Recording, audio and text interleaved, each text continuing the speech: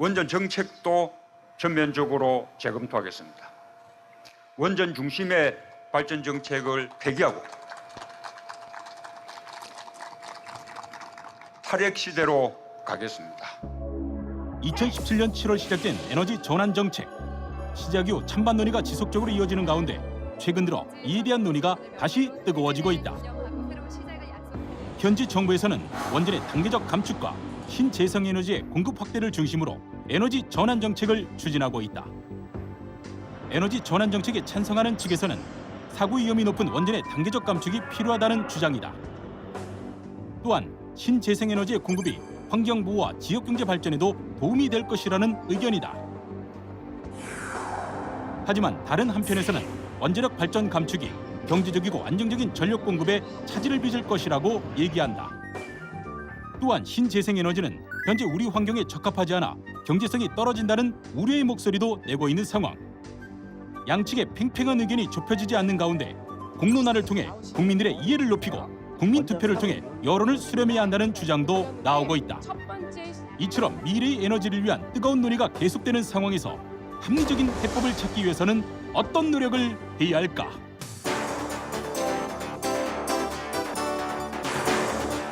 안녕하십니까. KTV 쟁점토론 김만음입니다. 현 정부들이 추진하고 있는 주요 정책 중에 하나가 에너지 전환 정책입니다. 기존의 전력 수급 안정과 경제성의 기조에서 안전성과 친환경 기조로 에너지 정책을 전환한다는 것인데요. 이에 따라서 원자력 발전을 점차 줄이고 신재생에너지 발전을 늘리는 정책을 추진하고 있습니다. 하지만 이에 대한 찬반 의견이 지속적으로 제기되고 있는 상황인데요. 오늘은 이와 관련한 이야기 나눠보겠습니다. 오늘 진행되는 토론요, 여전히 그렇듯이 유튜브와 페이스북 라이브를 통해서 생중계가 됩니다. 유튜브와 페이스북에 의견 남겨주시면 방송 중에 소개해드리겠습니다. 질문 주셔도 좋습니다. 함께 얘기 나눌 패널 소개해드리겠습니다. 먼저 전주대 행정학과 임성진 교수 나오셨습니다. 어서 오십시오. 네, 안녕하십니까.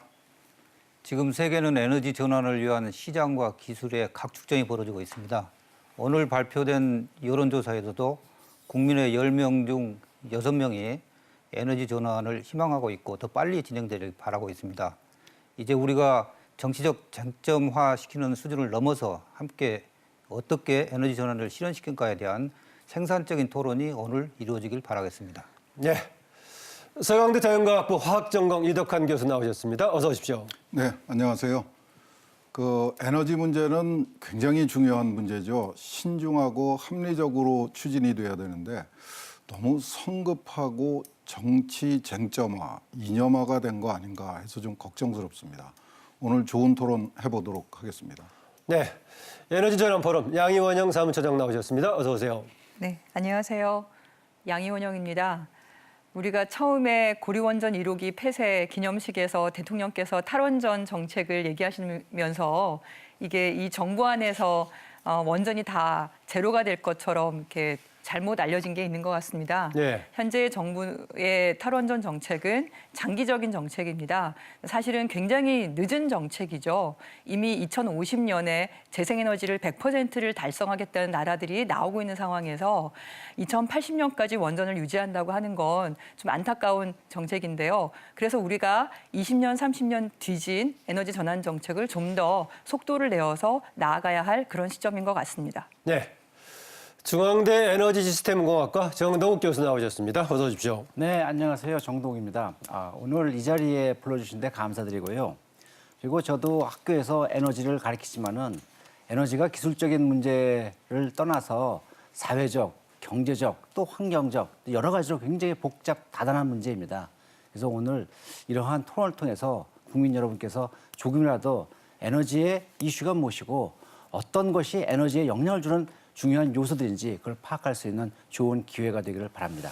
네, 네 분께서 지금 에너지 전환 정책 관련한 여러 가지 태도라든가 방향에 관해서 각자의 약간의 시각을 포함한 그런 입장을 함께 하면서 인사해 주셨는데요. 양희원영 처장, 일단 에너지 전환 정책에 적극적으로 동조하는 그런 입장이신데 네. 에너지 전환 정책이 나온 배경 또 어떤 것을 두고 우리가 어느 방향으로 전환이 되고 있는 것인지 간단하게 좀 소개 먼저 해주실래요? 에너지 전환 정책은 이번 정부가 지난 대선에서 공약을 제시를 했을 때 예. 안전하고 깨끗한 에너지 정책에 대해서 가장 많은 지지를 받았습니다. 공약이 굉장히 많았죠, 숫자가. 그 안전하고 깨끗한 에너지 정책이라는 것은 원전을 되도록이면 줄이고 그리고 석탄을 줄여서 미세먼지, 온실가스, 핵폐기물, 그리고 원전 사고 이런 위험과 이런 더러운 에너지로부터 벗어나는 것을 얘기하는 거죠. 예. 근데 한편으로는 저는 이것만의 문제는 아니라고 생각합니다. 제가 보여드릴 그래프가 하나 있는데요. 예. 여기를 보시면 작년 2017년에 그 발전 설비에 투자한 규모가 비교가 되어 있습니다. 예. 재생에너지 부분의 투자가 300조 원에 달하죠. 그리고 화석연료, 가스 발전을 포함해서요. 여기가 132조 원에 달합니다. 그런데 원전은 고작 17조 원밖에 되지 않아요. 이렇게 전 세계가 예. 재생에너지, 에너지 전환 시장이 굉장히 빠른 속도로 확대가 되고 있기 때문에 이 에너지 전환 정책은 단순히 안전하고 깨끗한 에너지 정책을 넘어서서 우리나라의 새로운 먹거리 산업으로서의 경제 정책으로서 그 역할을 할 것이라고 기대합니다. 예, 이렇게 대하신다라고 했었는데 어떻습니까? 이 교수님은 그런 필요성과 최근의 전환 방향에 대해서 공감하시는 쪽입니까? 어떻습니까? 우선 그 에너지 전환이라는 표현은 그 조금 그 조심스러운 표현입니다. 사실은 우리 세대만 하더라도 그 옛날에는 장작에서부터 시작을 했죠. 장작에서 석탄, 그다음에 석유, 원자력, 가스 이렇게 쭉 전환이 되어 왔었습니다. 예. 전혀 새로운 경험이 아니라는 거죠. 그러니까 그 에너지 전환은 지속적이고 계속해서 적극적으로 추진해야 되는 전 세계 인류의 과제입니다. 근데 마치 이 에너지 전환이라는 게 갑자기 대두된 것처럼 그리고 특히 이번 정부에서 시작되는 그 추진하고 있는 에너지 전환에 대해서는 좀 걱정스러운 부분이 우선 시작은 탈핵 국가였습니다. 예. 그다음에 탈원전으로 갔다가 그다음에 그 에너지 전환이라는 아이디어가 뒤늦게 출현을 했어요. 굉장히 그 준비가 부족했다. 굉장히 성급하게 추진되고 있다. 그리고 지금까지 1년 반 정도를 지나오면서 법제화가 된 그 과정이 전혀 없었습니다. 공약이 그대로 정책으로 추진이 되면서 지금은 저는 정부가 정말로 에너지 전환을 하고 있는 건지 잘 모르겠어요. 예. 그러니까 그 정책이 지금 뭔가 되게 혼란스럽고 그 어지러워졌다. 그런 면에서 굉장히 걱정을 하고 있습니다. 네, 일단 추진 과정이 좀 성급했다는 그런 걸 조금 걱정을 하시네요. 임 교수님 어떻습니까? 네, 그 성급했다는 표현이 나올 수 있는 것은 과거 정부가 에너지 전환보다는 그 화석연료와 원자력에 좀 더 초점을 줬던 정책을 폈다가 이번 정부 와서 예. 이제 재생에너지 중심의 에너지 정책을 폈기 때문에 이제 그런 말씀을 좀 하시는 거고요. 근데 그거와 별개로 지금 이 교수님도 굉장히 좋은 말씀하셨는데 그 에너지라는 것은 인류의 문명의 발달에 따라서 끊임없이 변화해 온 과정이거든요. 예. 잘 아시다시피 1차 산업혁명은 석탄의 혁명이었고 2차 산업혁명은 이제 석유와 전기가 이제 등장을 했는데 이게 이제 이런 화석연료 중심의 시대가 이제 한계에 다다른 겁니다. 우리가 흔히 이야기하는 이제 석유 종말의 시대를 이야기를 합니다만은 과거에 양적이고 규모 경제를 요구하는 대량 생산의 이런 위주의 경제가 이제는 환경적으로 더 이상 지속하기도 어려워지고 예. 또 이게 환경 측면을 넘어서 경제적 측면에서도 더 이상 인류가 수용하기 어려운 이런 지경에 다다르 있기 때문에 에너지 전환을 통한 이것과 함께 사실 에너지를 어떤 에너지를 쓰냐에 따라서 거기에 따른 기술과 사회 체제가 같이 형성이 되었던 거거든요. 예. 그러니까 지금의 4차 산업혁명에서 이야기하는 IT 기술, 스마트 기술, 작고 유연한 기술 이런 것들이 사실은 재생에너지로의 전환과 다 이렇게 연결이 되어 있는 겁니다. 그래서 이러한 인류 문명사의 전환 또 세계적인 흐름 이러한 과정을 현 정부가 예. 제대로 읽고 거기에 대처하기 위해서 공약을 내놓았기 때문에 갑작스럽다는 표현은 저희들이 좀 오해가 아닌가. 예, 추진 과정과 나머지 과제 관련해서 약간 다른 견해는 나중에 좀 추가로 논의해 보기로 하고요. 네, 정 교수님. 에너지 전환 정책의 필요성에 대한 질문보다는 에너지 전환의 정책 전환의 그 방향이 맞느냐 네. 이런 관점에서 좀 얘기가 돼야 될 것 같아요. 예. 사실은 뭐 에너지 전환이라는 것은 여러 차례 자연스럽게 많이 일어났습니다. 제 기억에는 가장 큰 거는 사실은 저희가 1970년대에 도시가스 보급되면서 무연탄 다 이제 포기한 거였어요. 굉장히 큰 임팩이었습니다. 자연스럽게 시장에서 선택되는 것입니다. 사실은 이것이 경제성이 있고 편의성이 있고 이런 것이 있게 되면요. 자연스럽게 주부들이 선택하셨습니다. 예. 그런데 지금의 이 에너지 전환 정책이라는 것은 이런 시장 원리가 안 보여요. 시장 원리가 안 보이고 정책 선언하고 밀어붙이러 가는 것입니다. 그래서 이러한 부작용들이 나타나는 것이고요. 그리고 또 이 에너지 전환 정책의 포커스가 사실은 원전을 갖다가 없애겠다. 그것도 비가역적으로 없애겠다라는데 그런 얘기들이 나오고 있어요. 이거는 굉장히 위험한 얘기입니다. 왜냐하면 지금 어느 에너지도 완벽한 게 없어요. 네. 가스는 가스대로 또 재생에너지는 재생에너지로 다 문제점이 있습니다. 원적도 물론 문제점이 있고요. 근데 이런 것이 어떻게 보완할 것인가 기술의 각축전이 벌어지고 있습니다. 네. 어느 에너지가 승리할지 모르는 상태에서 어떤 옵션 하나를 버린다는 것은 이거는 미래 세대한테 주어질 수 있는 어떠한 선택권을 갖다 없애는 것과 똑같아요. 이거는 무서운 얘기입니다. 이래서는 안 됩니다. 이런 데 있어서 에너지 전환을 갖다 추진하는 데 있어서 저는 문제가 있다고 봅니다. 그 네. 각축전이라고 말씀하시는 거는 세계의 흐름을 좀 잘 아직은 정확한 정보를 이제 제공하시는 게 중요할 것 같은데요. 예. 제가 또 그래프를 하나 보여드릴게요. 예. 예, 보시면 원자력과 재생에너지, 재생에너지는 풍력하고 태양광 포함해서 보여드리는 거죠. 네, 이 각각이 2000년 또는 1997년 이후에 얼마나 다르게 성장해 왔는지를 한눈에 볼 수 있습니다. 예. 네, 이 얘기 우리가 에너지 전환 정책을 이제 시작하는 게 20년에서 30년이 뒤졌다고 하는 얘기가 바로 이 얘기입니다. 이제 우리는 재생에너지 비중이 이제 겨우 2%, 3%거든요. OECD 국가 평균이 24%예요. 예. 저희가 아리백이라는 얘기를 혹시 들어보셨는지 모르겠는데 아리백에 따른 국내 기업 영향을 이번에 국정감사 때 김성환 의원실 그리고 김영건 의원실에서 많이 얘기를 하셨는데요. 예. 국내 기업들은 지금 비상에 걸렸어요. 왜냐하면 전 세계 157개 기업이 예를 들면 GM, BMW, 애플 이런 기업들이 뭐 스타벅스 이런 뭐 소비품뿐만이 아니라 재생에너지로 그러니까 아리백이라는 건 재생에너지 100%를 얘기하는 겁니다. 재생에너지로 100% 아리가 뭐 리사이클 뭐 이런 겁니까? 리뉴어블이란 예. 뜻이죠. 예. 리뉴어블이 이제 재생에너지란 뜻인데요. 다 공급을 하겠다. 이미 달성한 기업도 있고 공장 그리고 사무실 모든 곳을 얘기를 한 겁니다. 근데 네. 우리나라가 수출 국가잖아요. 이들에게 부품을 제공을 하는데 국내에서 그걸 못 하는 거예요. 그래서 폴란드 공장에서 해결을 하겠다. 해외 공장에서 해결을 하겠다. 이렇게 하면서 경쟁에서 뒤지고 있는 상황이죠. 네. 그러니까 이게 20, 30년이 뒤진 우리나라 상황에서 이게 늦었다, 각축한다. 이미 전 세계 시장은 판가름이 났습니다. 네, 세계의 움직임에 대한 완전 서로 판단이 좀 다르시네요. 아니요, 다른 건 아닙니다. 그렇습니까? 세계적인 흐름이 신재생 쪽으로 가고 있고 예. 신재생이 앞으로 가야 될 방향인 거에 대해서 반대하는 사람은 아무도 없습니다. 양현종 처장은 그것도 가는 방향 정도가 아니라 지금 엄청나게 우리나라가 늦고 있다 뭐 이런 얘기를 하시네요. 그 부분에 대해서 좀 말씀을 드리고 싶은데 통계를 우리가 굉장히 중요하죠. 예. 그런데 특히 이 에너지 문제에 있어서의 통계는 굉장히 조심해야 됩니다. 나라마다 사정이 전혀 다르죠.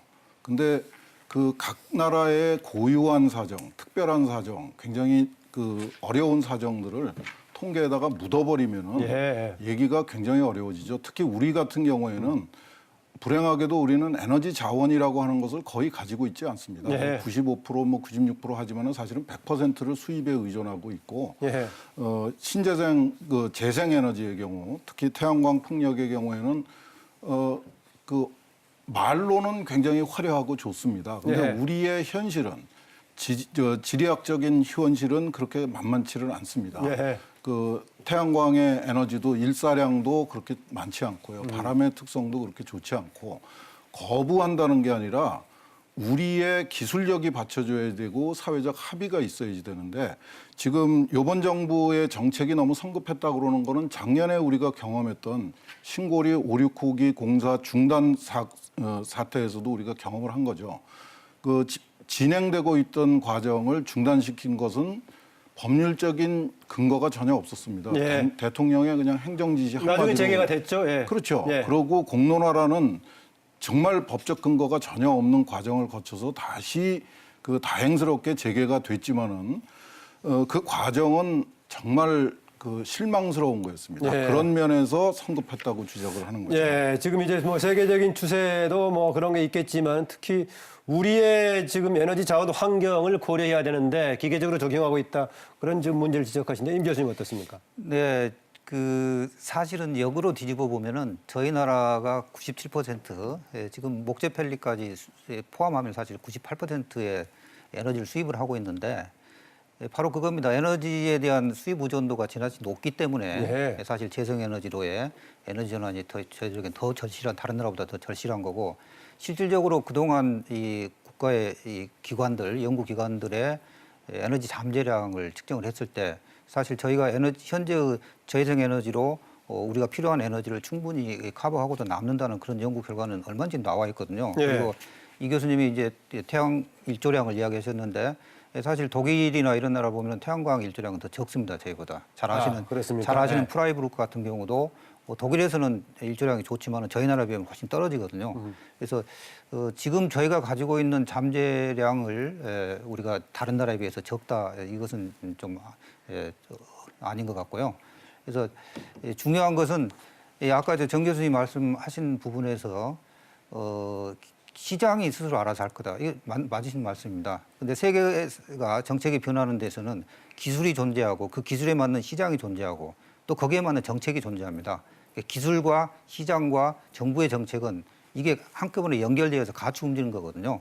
그러니까 아무리 좋은 기술이 있어도 시장이 받쳐주지 못하면 그 기술이 죽는 겁니다. 네. 마찬가지로 시장이 있어도 기술이 받쳐주면 죽는 거고 또 그러한 잠재력이 있어도 정부가 그걸 제대로 읽지 못하고 거기에 대한 장을 새로 바꿔주지 못하면은 바로 우리도 과거에 산업혁명 시대에 유교 문화에 그들이 있었기 때문에 그런 굉장히 안 좋은 역사 과정을 거쳤듯이 지금의 새로운 미래의 기술과 미래의 시장이 있다면은 정부가 적극적으로 그 시장과 기술에 맞는 제도를 바꿔줘야 예. 되고 촉진시켜주는 정부의 역할이 필요하거든요. 그렇지 않으면 정부라는 게 존재할 이유가 없는 거거든요. 네. 네, 짧게 좀 듣고 들어가겠습니다. 정 교수님. 네, 뭐 시장 원리에 대해서 어느 정도 동의하시니까 반갑습니다. 그 미래 시장도 중요하지만 또 현재 시장도 무시할 수는 없는 것이라는 걸 말씀드리고 싶고요. 아까 전 세계적인 현황을 말씀하셨는데 재생에너지엔 투자가 활발하고 원자력엔 투자가 그에 비해 못 미치는 것은 사실입니다. 그런데 지금은 사실은 후쿠시마 사고 이후에 네. 후쿠시마 사고의 그 여파에서 조금씩 극복해 나가는 과정을 봅니다. 그걸 뭘 볼 수가 있냐면은 신규로 원자력 발전을 도입하겠다는 나라들이 점점 나서고 있거든요. 예를 들게 되면은 뭐 사우디아라비아 잘 아시겠지만 폴란드도 그렇지요. 그다음에 극복해 간다는 것은 2011년 후쿠시마 사고 직후에는 탈원전 분위기였다가 다른 흐름이 생기고 있다 그 얘기입니까? 그렇죠. 대개 사고가 나게 되면 거기에 트라우마가 있게 되죠. 근데 트라우마에서 시간이 지나면서 회복기에 좀 들어가고 있는 상황이라고 저는 보고 있어서 네. 이것은 좀 더 긴 시간적인 안목에서 트렌드를 봐야 한다고 봅니다. 예. 이러한 네. 안목에서 지금 러시아는 전 세계 발전소에서 무려 30개가 넘는 발전소를 갖다가 공급하고 있거든요. 예. 자국 걸 제외하고요. 예. 놀라운 사실입니다. 예, 어쨌든 간에 지금 우리 전문가들께서는 역사적인 흐름 속에서 에너지 전환 정책을 얘기하지만은 직접적으로는 후쿠시마 사고 이후에 원전 문제가 등장했었는데 정 교수님 얘기는 바로 직후에는 바로 뭔가 트라우마처럼 있었기 때문에 탈원전 분위기가 있었지만은 이후에 새로운 단계로 극복하는 방향으로 가고 있다 그런 얘기네요.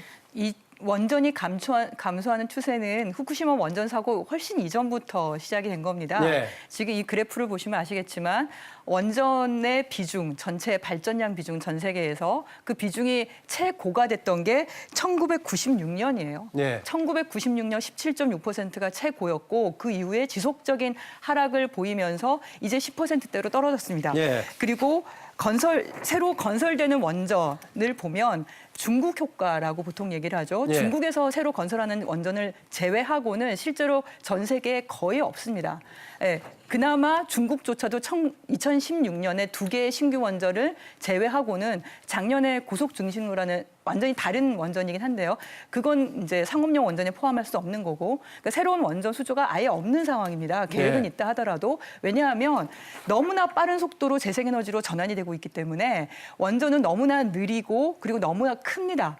그러니까 작은 규모의 재생에너지가 전국에 동시다발적으로 움직이면서 아까 보여드린 것처럼 한 해에 건설되는 재생에너지가 원전 그 숫자를 말씀을 드릴게요. 작년에 257기가와트, 그러니까 1기가와트가 보통 원전 한 기 분량 얘기하지 않습니까? 257기가와트의 신규 발전 설비가 전 세계에 들어갔는데 원전은 딱 1기가와트밖에 안 됐습니다. 좀 답변이 좀 필요할 것 같습니다. 예, 하십시오. 예. 그 원자력 발전소 우선 기수가 늘지 않은 건요. 원자력 발전소가 굉장히 효율적이라는 걸 얘기하는 겁니다. 왜 안 늘었냐면은 원자력 발전소 출력 증강을 통해서 약 10% 정도의 출력 증강을 대부분 했습니다. 그러면 지금 이제 원자력 기수 통계도 있고 출력 통계도 있습니까? 네, 그렇죠. 발전량 통계도 있죠. 네, 그건 제가 아까 발전량 통계를 보여드렸어요. 발전량 통계가 1997년 대비해서 지금 오른쪽에 있는 것은 설비 통계입니다. 예. 설비 통계의 비교를 보여드리는 거고, 네, 이것은 이제 발전량 통계의 비교를 보여드리는 거죠. 예. 2000년 대비해서 또는 1997년 대비해서 얼마나 많은 양의 풍력과 태양광의 발전량이 늘어나고 원전 발전량이 진행되고 있는지를 보여드릴 수 원전 있습니다. 발전량은 좀 감소하고 있다는 겁니까? 근래에 와서? 이거는 EU로 보여드리는 거고요. 이건 전 세계는 약간 늘어나고 있다 하더라도 풍력과 태양광에 비하면 아직 한참 모자라는 수준인 예, 거죠. 계속 자, 설명하시죠. 봅시다. 저희는 원자력을 한 입장에서 한 번도 저희는 재생에너지에 대해서 이렇다 저렇다 증가를 갖다 해야 된다, 검은쳐야 된다 얘기를 해본 적이 없습니다. 예. 저는 다만 원자력 발전의 세계동이 어떤 걸 말씀드리는 것뿐입니다. 거기 보면 제가 말씀드렸듯이 첫째는 발전소를 갖다 추가로 건설하는 대신에 발전소 출력을 증강하면서 그걸 메이크업을 했어요. 그걸 보냈습니다. 100기 발전소에서 10% 올리게 되면 10기를 추가 발전과 똑같습니다. 두 번째 요소는 뭐냐면은 40년 운전을 갖다 20년씩 수명을 계속 운전을 갖다 들어갔어요. 예. 100기 중에서 87기가 들어갔습니다. 그러면은 씌울 만한 그런 그 요소는 좀 감소하게 되죠. 그렇게 해가지고 원자력 발전소의 효율성과 경제성을 갖다가 이끌어 나간 것이고 그것이 효과가 나타난 것이지 원자력 발전소가 필요가 없어서 발전소를 짓지 않은 것이 아니라는 점을 말씀드리고 싶습니다. 예. 사실관계는 좀 네, 좋습니다. 말씀 돌아가면서 드려야 얘기하시고 이 교수님 하시고 이제 임 교수님 하시고요. 저는 이 통계 가지고 얘기하는 게 굉장히 불편합니다. 왜요? 영국의 경우를 한번 보시겠습니다. 네. 영국은 1957년에 전 세계에서 처음으로 상업용 원전을 건설한 나라입니다. 원자폭탄도 개발했고 원폭의 원자폭탄의 해체 기술도 가지고 있는 원자력 분야의 최고 선진국 중에 하나입니다. 영국도 한동안 그 원전을 많이 지었다가 예. 1990년대 말 재생에너지 쪽에 관심을 많이 가졌죠. 그래서 원전 건설을 중단을 시켰고. 당시에 왜 재생에너지 쪽에 관심을 많이 갖게 됐죠? 그게 지금 트렌드죠. 그러니까 그 자발적으로 이렇게 뭐 정말 혁명적인 시도가 아니라 순리적으로 사회적 합의에 의해서 원전 건설을 중단을 하고 재생에너지에 투자를 많이 했습니다. 풍력 발전소도 많이 짓고 그 태양광 발전소도 많이 지었어요. 예. 그러다가 문제가 드러나서 풍력 발전소를 통째로 다 철거한 경험도 가지고 있고 풍력 발전소 태양광도 많이 지었던 경험을 가지고 있다가 네. 지금 우리가 알다시피 결국은 온실가스 배출이니 이런 또 다른 환경 문제가 생기면서 영국이 지금 13기의 원전을 짓겠다고 다시 예, 계획을 예. 시작하고 있습니다. 예. 그러니까 나라마다 사정이 다 다른 거고요. 예. 이거를 통계에다 묻어가지고 알겠습니다. 전체가 이렇게 가니까 우리도 이렇게 가야 된다는 그러니까 주장은 왜 그런 통계가 나왔는지를 생각을 해보셔야 아니요, 되는데요. 아니요. 그 나라마다 사정이 다르기 우리나라는 정부의 주도하에 한국전력공사가 송배전망까지 포함을 해서 발전 사업자도 한국전력공사의 100% 자회사였고 공기업이죠. 석탄이든 원전이든 건설을 하면 100% 다 연결을 해줬어요. 개통 제약이 없어요. 행정 제약이 없습니다. 그렇게 국가 주도로 왔던 나라가 우리나라고요. 방금 말씀하셨던 영국이라든지 미국은 탈원전 정책을 발표한 나라가 아닙니다. 근데 원전이 줄어들고 있어요. 원전을 신규 계획을 냈지만 어느 업체도 원전을 신규로 하겠다고 하지 않습니다. 왜 제가 그런 통계 보여드리냐면 시장이 그걸 보여주는 거예요. 우리처럼 국가가 주도하에 원전과 석탄을 보호해서 육성을 한 대를 빼놓고는 그렇지 않고는 재생에너지가 시장 자체에서 선택을 받고 있는 거예요. 이번에 영국의 무어사이드 원전에 대해서 왜 일본의 도시바가 청산을 했겠습니까? 해봤자 왜냐하면 거기는 영국이 스스로 정부 기업이 하는 게 아니라 일본 기업이 들어가서 그걸 건설을 하고 그 전기를 팔아서 그 이익을 남겨야 네. 되는데 현재로는 거기는 해상풍력이나 여타의 재생에너지하고 경쟁 자체가 안 돼요. 심지어 지금 진행하고 있는 힌클리 포인트가 가격이 2배 이상 차이가 납니다. 예, 알겠습니다. 선택을 하여튼 못 뭐 받는 거죠. 뭐 이제 그러니까 양현영 처장 얘기는 그 시장 지금 원래 맡긴다고 하더라도 지금 이제 탈원전의 흐름이 좀 가고 있다라는 주장이신데요. 제가 이걸 좀 보여드리고 싶은데요. 지금 예. 지금 발전 이건 아까 이제 앞에서 좀 말씀하셨습니다만 발전 설비 용량의 이제 변화입니다. 예. 그래서 여기 보시다시피 이게 지금 원자력입니다만은 예. 원자력의 발전 설비 용량은 거의 정체가 된 반면에 지금 이제 색깔로 입혀진 폭력과 태양광이 빠른 속도로 발전을 하고 있는데 예. 뭐 지금 그건 이제 세계적인 지표죠. 그래서 예. 제가 다시 말씀을 드리는 것은 지금 전력 생산에서 발전 설비뿐이 아니라 실제 원자력이 차지하는 비중은 앞에서 잠깐 그런 얘기를 하셨는데 1996년에 17.5%를 정점으로 해가지고 작년에 10.3%거든요. 굉장히 빠른 속도로 사실 원자력이 전력 생산에 차지하는 비중이 줄어들고 있습니다. 증가하는 게 아니고 인류의 전력 소비량은 늘어나는데 그걸 공급하는 원자력의 비중은 전력 생산의 발전량은 그만큼 비중이 줄어들고 있다는 게 확인되고요. 또 그 이유는 여기 보시다시피 이제 이쪽이 풍력이고 이쪽이 태양광인데 가격이 굉장히 빠른 속도로 그래프로 보셔도 이렇게 아시다시피 굉장히 빠른 속도로 거의 뭐 여기 69% 정도의 가격이 굉장히 급격하다고 이야기할 정도로 가격이 하락하는 반면에 원자력 같은 경우는 건설 비용이라든가 여러 가지 사회적 비용 때문에 가격이 계속 증가를 하고 있거든요. 아하. 그래서 이게 단순히 이 원전이 지금 증가를 하고 있는데 어떤 통계적 수치의 오류가 아니라 실제 통계가 시장이 알겠습니다. 그런 방향으로 가고 있다는 예. 게 지금 세계적 현상이라는 거죠. 예, 잠깐요. 예. 그 양현영 처장 이제 원래 이제 환경운동 다시고 했기 때문에 되게 이제 네, 에너지 네. 문제를 예, 얘기하면은 예. 환경 차원에서의 근본적인 접근으로만 생각을 하는데 지금 주장은 경제성에 있어서도 지금 이제 떨어지고 있다는 그런 주장 같은데요. 그렇습니까? 그렇습니다. 네. 가격에서 킬로와트아워당 가격은 원전은 그러니까 후쿠시마 원전 때문에 말씀하신 것처럼 사람들이 이제 약간 그럴 수 있죠. 근데 뭐 잘 전문가분이시니까 잘 아시겠지만 후쿠시마 원전 사고를 통해서 우리가 겪은 건 우리가 교훈을 새긴 건 뭐냐면 체르노빌 사고하고는 완전 다르지 않습니까? 체르노빌은 구소련이었고 폐쇄된 국가였거든요. 근데 일본은 기술의 첨단 국가, 과학의 첨단 국가, 그리고 선진국, 행정의 선진국가, 규제의 선진국가였어요. 그런 데서 세계의 원전이 폭발하는 걸 보면서 우리가 느끼게 된 건 원전은 언제인지는 모르겠지만 언젠가는 네. 사고가 날 수 있다. 그걸 알게 되기 때문에 관련한 중대사고 설비 보안 비용들이 훨씬 더 많이 늘어가고 특히 네. O&M, 오퍼레이션이나 메인테넌스, 유지 보수 비용이 훨씬 더 많이 늘어나고 있는 거잖아요. 지금 어떻게까지 비교가 되고 있냐면 원전의 가동 비용, 아까 유지 보수 비용이 태양광 발전 전체 비용보다 더 높아요.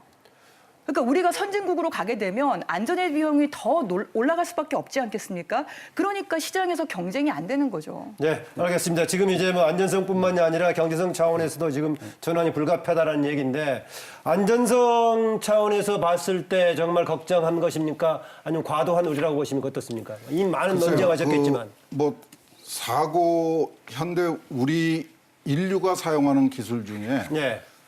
사고의 위험이 없는 사고의 부작용 또는 위험의 부작용을 걱정하지 않아도 되는 기술은 없습니다. 예. 문제는 이제 그 부작용 위험을 위험도겠죠, 예. 그렇죠. 그거를 어떻게 회피하는가 그런 노력을 어떻게 할 수 있는가의 문제인데 거긴 두 가지 요소가 있습니다. 예. 하나는 기술력이 있어야지 되고요. 말로만 안전하게 만들겠다 하는 거는 실현 불가능한 얘기입니다. 그 기술력을 갖춰야 되고 그다음에 사회적인 의지가 있어야지 됩니다. 예. 그 기술을 그 안전을 위한 기술을 우리가 합리적이고 효율적이고 현실적으로 집행해서 그 기술을 안전하게 활용하겠다라는 의지가 필요하고 실천이 필요한 거죠. 예. 그 부분에서 원전의 경우에는 특히 원전의 네, 경우에는 원전의 경우는. 우리나라의 원전은 지난 40년 동안은 사고가 없었습니다. 대통령도 그거를 체코에 가서 인정을 했고요. 예. 앞으로 사고가 날 가능성이 있지 않느냐? 날 가능성이 있죠. 그래서 포기해야 되느냐? 거기에서 이제 문제가 생기는 겁니다. 그 비행기도 사고가 나죠. 인도네시아의 비행기는 어디 가서 없어졌는지도 모르게 없어졌어요. 예. 수백 명이 흔적도 없이 사라졌습니다. 그러면 비행기를 사용하지 말아야 되는 거냐? 여기에 우리의 선택의 가능성이 있습니다. 우리가 이런 위험을 인지를 하고 눈앞에서 벌어지는 거를 봤으니까 기술력을 더 확보를 하고 예. 더 많이 노력을 해서 이거를 더 안전하게 운전을 할 건가? 지금 이 에너지 전환을 얘기하면서 자꾸 이런 방향의 얘기가 되고 있는 것 같아요. 에너지 전환의 방향은 지금 당장 원전을 다 없애고 그 풍력이나 태양광으로 바꾸는 게 지금 당장 바꾸는 것이 유일한 대안인 것처럼 그 탈원전을 뭐 길게 반대하거나 얘기하시는데 아니 그게 잘못. 그러니까 지금 전문가분들이 하시는 분이 그런 식으로 사실을 호도하시면 안 되죠. 아니요, 지금 아까도 우리나라에서 처음 지금 벌어지고 있는 지금 일이 우리가 그렇습니다. 60년 동안 지금 지금 현재 정부에서도 새로 건설 중인 게 5개나 되는데, 그리고 얘네가 제로가 되는 게 2083년이라고까지 몇 차례를 얘기했는데 지금 당장 없어진다고 전문가분께서 얘기하시면 어떡합니까? 지금 계획이 진행 중이던 원전은 4기가 중단이 됐어요. 그 6개입니다. 과정에 법적 근거는 전혀 없습니다. 그냥 한수원이 이사회에서 그냥 그렇게 결정을 해버린 거죠. 네. 뭐 그렇게 진행되는 과정 그렇고 성급하게 아까 말씀하신 안전성 관련 좀 결론 좀 내주시죠. 안전성은 지금 그 충분히 노력하면 그 안전성을 확보할 수 있다는 게 예. 전문가들의 주장이고 예. 마찬가지로 태양광이나 풍력의 경우에도 전혀 문제가 없는 게 아니라는 거죠. 예. 그러니까 우리가 가지고 있는 기술력하고 우리 사회의 의지를 예. 정책적 의지를 충분히 확인해서 도대체 어떤 합리적으로 기술로 추진을 해가야지 되는 거지. 아니 어떤 이렇게 기술로 한꺼번으로 30km 밀어붙이니까 안에 있는 아니- 400만 명의 사람들의 목숨을 구할 수가 있어요. 어떤 기술로? 그러니까 우리나라 원전은 절대로 사고가 나지 않는다고 얘기를 하면 모를까, 사고가 언제든 날 수 있다라고 과학적으로 경험적으로 증명이 된 마당에 거기 반경 30km 안에 400만 명이 살아요. 그리고 또 다른 원전은 반경 30km 안에 110만 명이 삽니다. 뿐만이 아니라 우리나라 중추 산업단지가 거기 들어있어요. 그런데 지금 후쿠시마 원전 사고든 그거에 10분의 1만한 사고가 난다고 하더라도 과연 그 산업단지와 그 많은 사람들을 어떻게 대피시킬 거며, 그 내용이 그것을 만약에 돈으로 따진다고 해보세요. 그 돈이 얼마가 들겠습니까? 근데 만약에 우리나라가 재생에너지에 대해서 일본과 독일처럼, 일본, 독일도 에너지 수입을 많이 하는 나라예요. 우리보다 일본은 더 많이 하고 독일은 약간 적게 하죠. 근데 그 나라들이 왜 재생에너지를 많이 했을까요? 거기도 원전 비중이 30%였던 나라예요. 네. 그런데 그거는 재생에너지는 국산에너지라 그런 거고, 근데 우리나라가 일본하고 독일보다도 재생에너지 잠재량이 훨씬 높잖아요. 태양광만 해도 기술적인 잠재량이 1,800개예요. 원전 1,800개. 풍력이 원전 740개 분량이 우리나라 이 땅의 기술적 잠재량으로 있고, 돈으로 되느냐의 문제도 보면은 태양광이 300개가 넘는, 원전 300개가 넘는 설비량이 시장 잠재량으로 있고요. 예. 풍력이 40개가 넘는 분량이 있어요. 예. 이게 정부 보고서로 이미 박근혜 정부 때 나왔던 보고서예요. 네, 그것도 좀 더 추가로 해보기로 하고요. 지금 안전성 관련 문제에 대해서 아까 뭐 비행기가 위험하다고 해서 비행기 이용하는 것을 금지해야 되느냐라는 예를 드셨는데, 양현영 처장은 지금 이제 환경으로 봤을 때 정말 그 안전성을 강화할 수 있는 대책이 과연 가능하겠느냐라는 문제 제기합니다. 저는 참 말씀하시는 것에 모순을 느낍니다. 예. 부산 고리에 사고가 나면은 300만 도시민이 위험하다. 왜 근데 60년 더 가져가서 탈원전 천천히 하냐? 그럴 적에 저는 이것이 어떤 것이 맞는 것인가 혼란이 옵니다. 예. 그러한 사고가 그 정도 규모의 사고가 난다는 거는 거의 상상하기 어렵고요. 재밌는 말씀 하나 드릴게요. 첫 번째는 뭐냐면 말이죠. 상상하기 어렵단 말은 확률상 거의 없다는 얘기입니까? 그렇습니다. 더군다나 더 재밌는 거는 체르노빌 사고가 났을 적에 체르노빌 발전소는 우크라이나하고 벨로루시아 사이에 있습니다. 가장 피해를 본 건 벨로루시아입니다. 민스크 수도까지도 위협을 받았고요. 그 벨로루시아가 올해 처음으로 최초의 원전을 갖다 가동에 들어갔습니다. 그 다음에 후쿠시마 사고 난 일본 원자력 발전 포기하지 않고 들어오고 있습니다. 과학적 통계를 보게 되면요. 1페타아워라는 단어가 있습니다. 1페타는 뭐냐면 우리나라 전체가 1년에 쓰는 전기 소모량이 약 0.5페타아워입니다. 예. 그보다 한 2배 되는 것이죠. 그럴 적에 얼마나 많은 사망자를 낼 수가 있냐. 그런 이제 사망률을 봅니다. 그럼 원자력 발전소가 통계적으로 봐서 한 90명 정도 될 수 있겠다. 여러 가지 확률 이런 걸 다 따져가지고 볼 적에. 네. 석탄 화력 30만 명입니다. 태양광 440명입니다. 이거는 통계적으로 누적된 걸 갖다가 보여주는 자료입니다. 그런 팩트를 봐야 됩니다. 하나 더 말씀드리고 싶은 건 뭐냐면은 기후 변화가 인류에게 주어진 최대의 당면 과제로서 무려 2015년 파리 기후 협약 때 195명의 세계 정상에 모여가지고 이거 기후 협약 막아야 된다고 조언했습니다. 예. 원자력 발전 위험하다고 세계 정상들이 모인 회의 있었습니까? 단 한 건도 없습니다. 어떤 위협이 더 중요한 위협이고 어떤 위협에 우리가 대처해야 될 것인가? 왜냐하면 어떤 기술이든 무엇이든 간에 이런 위험은 있고 그 위험을 상대적으로 평가해가지고 어디에 집중할 것인가 이런 생각을 해야 되거든요. 맞아요. 근데 기후변화 문제 때문에도 재생에너지 100% 간다고 얘기를 하는 겁니다. 저희는 항상 재생에너지 반대한 적이 없어요. 저희는 하는 거 좋습니다. 아까 저는 반대하지 않습니다. 재생에너지에 다만 대해서 원자력 발전이 방금 위험하다고 그렇게 막으시는 거에 대해 가지고 저는 반론을 제기했을 그러니까 따름입니다. 재생에너지 무슨 수백 명이에요. 말도 그걸 일반 아니, 시민들이 통계예요. 통계예요. 믿겠습니까? 일 쪽에 일반 시민들이 그걸 태양광 믿겠어요? 설비를 설치하고 태양광 설비를 갖다가 보수하는 과정 중에 발생한 어쨌든 간에 정 교수님 지금 원자력의 안전성에는 말씀하신 통계를 과장됐다, 과장된 우려다라고 아니 얘기하시는데. 그것뿐만 아니라 60년 전에 원전 시작할 때 뭐라 그랬습니까? 핵폐기물 문제 다 해결된다면서요. 폐기물 문제에 따라 어떻게 되는 하실 겁니까? 거예요? 그 문제 10만 지금 년 계속 동안 갈등만 계속 남고 있던데 그 해법은 뭡니까? 어떻게 보십니까? 지금 그 폐기물은 지하 500m 그 정도 수준에다가 지하 처분하는 것 갖다 영구 처분하는 방식으로 가고 있습니다. 가고 있고 실제로 뭐 그런데 뭐 갈 때마다 지역마다 계속 반발하고 해가지고 해결이 안 되고 그런 것 그 같던데 가고 어떻습니까? 있다는 나라가 어느 나라인데요? 핀란드 말씀하시는 거잖아요. 핀란드는 스웨덴과 이제 핀란드 건설 맞죠. 스웨덴은 환경법정에서 다시 리젝트 됐어요. 다시 반려됐습니다. 스웨덴은 그 핀란드만 공사를 하고 있죠. 핀란드 원전 몇 개죠? 핀란드 4개예요, 원전. 4개. 5개 아니, 하나 건설하고 있고 신규고 하면서 4개, 다 해봤자 5개죠. 우리는 23개예요. 건설 중인 거 하면은 28개입니다. 우리가 핀란드보다 땅이 얼마나 작은지 알고 계시죠? 우리는 핀란드 500만 명밖에 안 돼요, 인구가.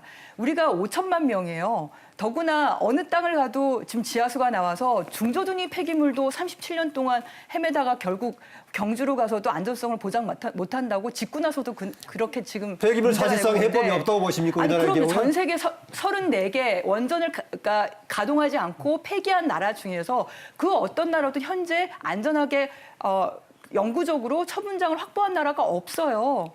이 폐기물 문제에 대한 비용이 앞으로 얼마나 더 들어갈지 아무도 그걸 계산할 수가 가동 없습니다. 과정에서의 안전성 문제 못지않게 폐기물 관리가 상당히 더 심각한 문제다라고 보시군요. 뿐만 아니라 폐로 문제도 있죠. 전 세계 폐로한 원전이 175개인데 이 중에 폐로를 완성한 게 겨우 19개밖에 안 돼요. 그 19개 중에서도 사람이 들어가 살 수 있는 그린필드로 바뀐 게 10개밖에 안 돼요. 나머지 160개 어떻게 할 겁니까? 폐기물과 우리나라는 또 어떻게 지금 할 거예요? 폐로의 문제도 심각하다라고 얘기하는데요. 우선 봅시다. 그 폐기물 갖다가 지금 처분하는 거에 대해 가지고 이거 부정적인 말씀하시는데 우리가 왜 원자력 발전소 사용후 해결을 갖다가 폐기를 해야 되는가에 대한 생각을 좀 해봐야 됩니다. 왜 그걸 해야 되냐면은 이거는 안전 문제 때문에 그렇습니다. 지금 각 발전소에 산재되어 있는 폐기물 갖다가 모아서 한 군데 지하에 깊숙이 묻는 것이 가장 안전하기 때문에 이것을 추진하는 것입니다. 또한 비용 경제적이고요. 그런데 원자력 발전소 안전에 대해서 그렇게 지적하시는 분들이 방사선 폐기물 처분장에 대해서 해법 없다, 이거 안 된다 하시면 안 되고 더 적극적으로 빨리 처분장 만들어가지고 이것을 복원해야 된다고 나와야 되는 것입니다. 뭐 말씀이 앞뒤가 좀 바뀐 것 같은데요. 폐기물이 얼마나 위험한 건가는 동의하시잖아요. 그렇지 않습니다. 원자력 발전소 폐기물은 이것은 동의를 하지 않으시면 왜 폐기물을 빨리 우리가 처리한다고 그런 주장을 하세요? 저는 이게 원자력 발전소에 반대하시는 분들이 그렇게 폐기물에 대해서 말씀하시니까 그렇다면 안전을 최우선한다는 그런 목적에 되는 것을 말씀드린 것 뿐이고요. 폐기물이 얼마나 위험한 건가는 인지를 하고 계시잖아요. 제대로 관리 안 했을 때 위험한 거죠. 저기 안전과 위험은 전혀 다른 개념입니다. 제 질문에 답을 하셔야죠. 그러니까 폐기물이 위험하다는 것은 지금 동의를 하시는 거고 그것을 어떻게 우리가 말씀하신 대로 안전하게 관리하느냐는 저희들이 주어진 과제입니다. 환경을 하는 사람이건 하지 않은 사람이건 어차피 나온 거기 때문에 중요한 것은 뭐냐면은 인류가 지금도 처리를 어떻게 한 번도 경험도 하지 못할 정도로 이렇게 어마어마한 위험한 폐기물을 지금도 계속 쏟아내면서 원자력 발전소를 유지하는 이 정책이 맞냐는 거죠. 그러니까 그 정책을 그대로 놔두면서 폐기물은 나오는 것을 해야 된다는 건 앞뒤가 안 맞는 이야기고 그래서 바로 그 폐기물 때문에 우리가 원자력 문제에 다시 한번 짚어봐야 한다는 거고. 그런데 예. 정 교수님 말씀하신 것 중에 원자력에 대해서는 뭐 반대를 원조 쪽에서 반대가 없었고 재생에너지 주장하는 사람들은 원전을 자꾸 거론한다 그런데 사실 제가 한 가지 예를 들고 싶은 게 예. 얼마 전에 태양광 패널이 이 원자력 발전보다 300배 이상의 독성 폐기물 나온다. 저는 이 말을 듣고 이게 사람이 할 수 있는 주장인가를 어느 쪽에서 발표를 했는데요? 예, 그 내용을 어디서 나온가를 해보니까 바로 그것을 보수 정당에서 받아서 국회에 질문하고 우리나라 언론들이 대서특필을 했습니다. 그 나온 출처가 미국의 원자력 진흥 단체인 EP라는 단체인데 이게 원자력을 진흥하는 선전하는 이런 단체입니다. 그래서 사실 어떻게 보면 에너지 전환에 대해서 계속적으로 문제를 제기하는 것은 원자력 쪽이지 재생에너지 쪽이 아니라는 말씀을 드리고 그리고 또 하나는 제가 말씀을 드려야 될 게 독일이 이렇게 에너지 전환을 빠르게 에너지 혁명을 이루었던 것은 사실은 원자력에 대한 회의 때문에 출발했던 겁니다. 잘 아시다시피 프라이부르크 재생에너지 혁명도 그 근처에 있는 비일 원자력 발전소가 들어왔을 때 원자력의 위험성과 그다음에 원자력의 비경제성 이런 부분에 대한 시민들이 자각을 하기 전에 거기에서 굉장히 장기간 동안 아주 어렵게 반대를 했거든요. 아까 제가 짚고 넘어가 버렸었는데요. 양희원영 처장이나 임 교수님 두 분 다 원자력의 비경제성 얘기를 하는데 비경제성이라는 지적에 대해서는 동의하시는 것 같습니까? 그러니까 그 경제성이라는 거를 이제 어떻게 평가하느냐의 문제이죠. 지금 예. 현재 기술력, 현재 시점에서는 원전이 경제성을 가지고 있는 거는 확실한 겁니다. 현재는, 예. 예. 근데 앞으로 이제 어떻게 변할 건가의 문제에서 시각이 달라지는 거죠. 그 기술을 보는 시각은 아마 굉장히 다양할 수 있을 것 같아요. 그러니까 위험하니까 포기해야 된다. 그러니까 위험하니까 포기해야 된다는 그 이념을 가지고 있게 되면은 사실은 생존이 불가능하죠. 그 숯불도 위험하고 화재도 굉장히 위험한 겁니다. 그러니까 그 위험을 어떻게 회피하고 극복할 건가에 그 관심을 가져야 돼요. 위험면도 그 정도가 있겠고 대체가 가능하냐 등에 같이 맞물려서 봐야 되지 거기에 않겠어요? 대해서 지금 현재 기술력으로 문제가 있을 수 있습니다. 근데 예. 그거를 그 전향적으로 그 추진하고 싶어 하는 그 자신감을 가지고 있는 기술진이 있는 거고요. 전문가들이 있는 거고 거기에 대해서 거부감을 표시하는 전문가들도 있는 겁니다. 근데 그 어느 쪽의 의견이 더 높은가에 대해서는 그 정말 심각하게 신중하게 논의를 해봐야 되는 거지. 네. 한쪽 시각만 굉장히 강조돼서 이야기되는 거는 굉장히 위험한 그러니까 거고요. 아까 그 태양광 그 말씀하신 그 자료는 저도 봤습니다. 네. 근데 우리 사회에 지금 그렇게 혼란스러운 자료는 원전에 대해서도 마찬가지로 있고 그 태양광에 대해서도 신재생에 대해서도 마찬가지로 그런 그 혼란스러운 주장들이 마구 나돌아다니는 거는 사실입니다. 근데 네. 그거는 우리가 정제를 해야죠.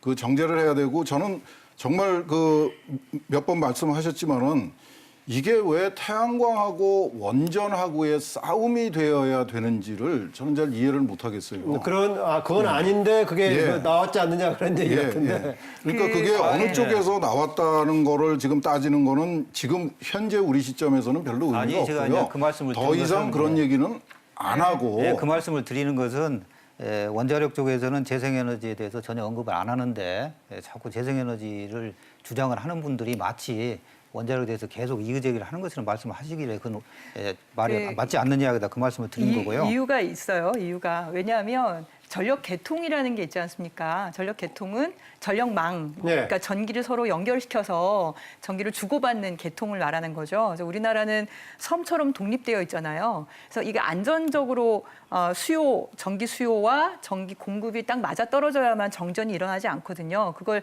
전력 개통의 스테빌리티, 안전성이 아니라 안정성이라고 보통 얘기를 예, 합니다.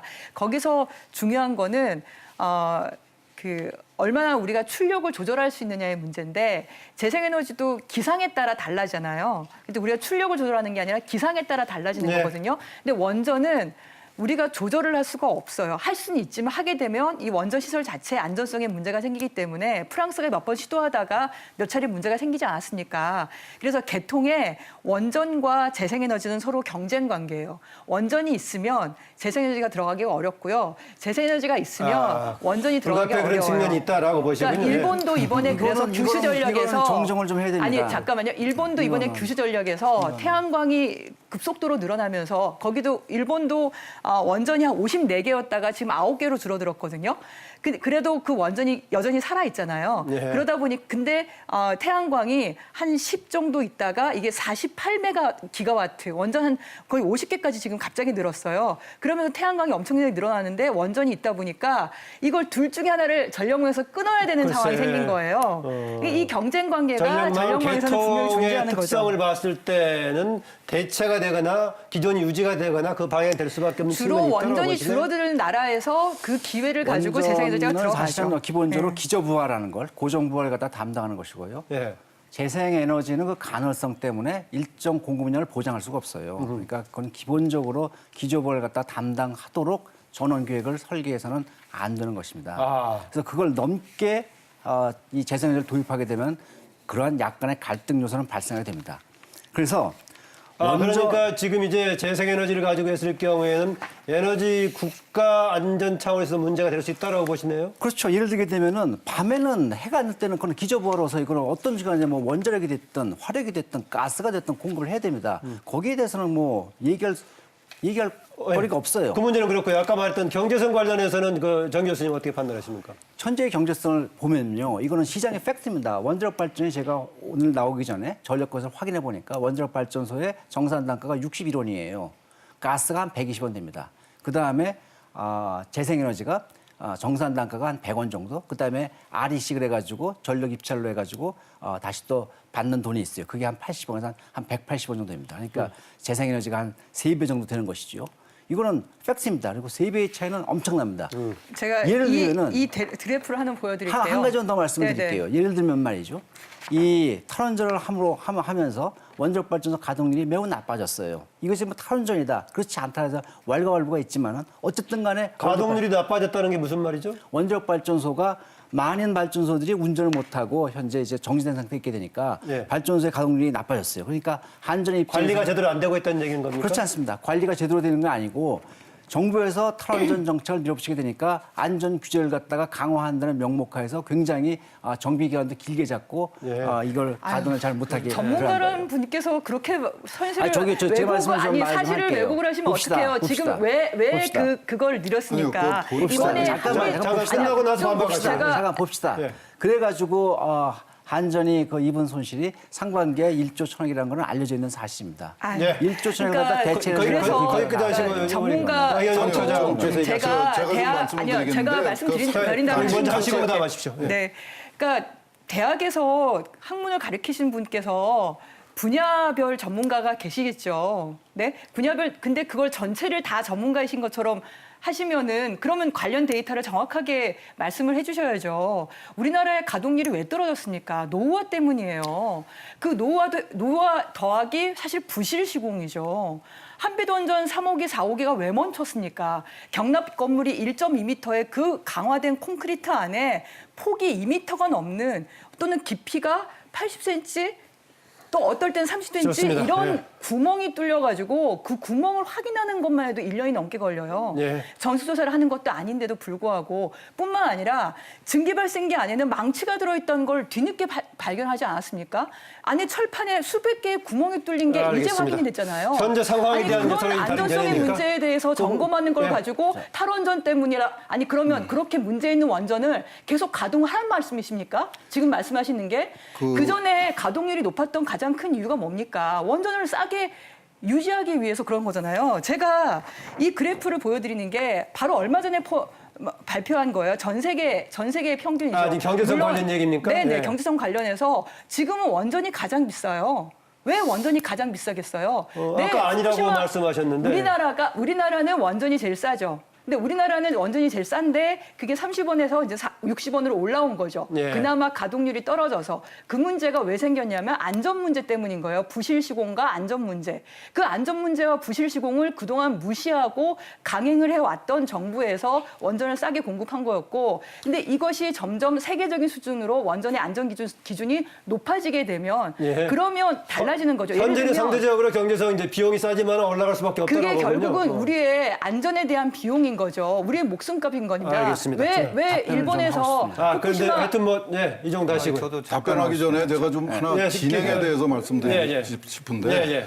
우선 상대가 얘기할 적에는 좀 말 좀 끊지 말아주시고 예. 상대의 그 전문성이나 인격에 대한 얘기는 좀 하지 않아줬으면 그래, 좋겠어요. 예. 그런 예. 얘기는 예, 하는 게 다른 분 아니고. 얘기 듣고 하시고. 예. 예, 예. 예. 예, 제가 이 교수님 그러니까- 제가 먼저 해도 괜찮습니다. 예, 예, 그 이제 잠깐만 보충 설명을 좀 하고 싶은데요. 원전이 싼 건 맞습니다. 그러나 그것은 발전 단가가 싼 거거든요.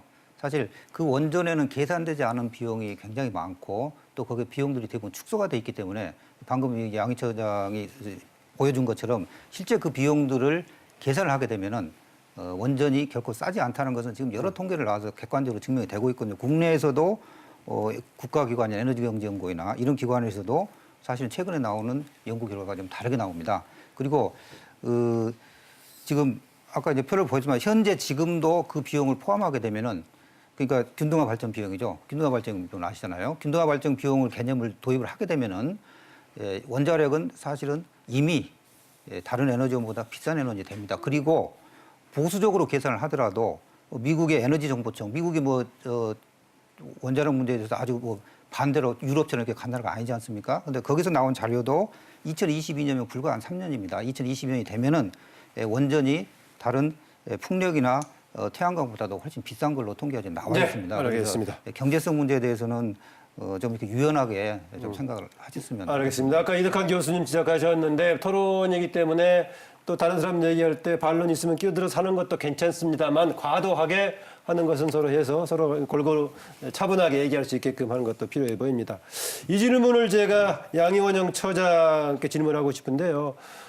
특히 환경 관련해 가지고 이제 원전의 문제, 위험성 해왔었는데 오히려 원자력 에너지가 클린 에너지가 아니냐 이런 주장도 있단 말이죠. 네. 그건 어떻게 좀 반론 제기하시겠습니까? 원전이 가동 중에 이산화탄소를 발생시키지 않기 때문에 네. 그러니까 더 깨끗한 게 아니냐 이렇게 얘기를 하잖아요. 네. 근데 저희가 이제 그 이산화탄소는 나오진 않지만 방사성 물질이 나오죠.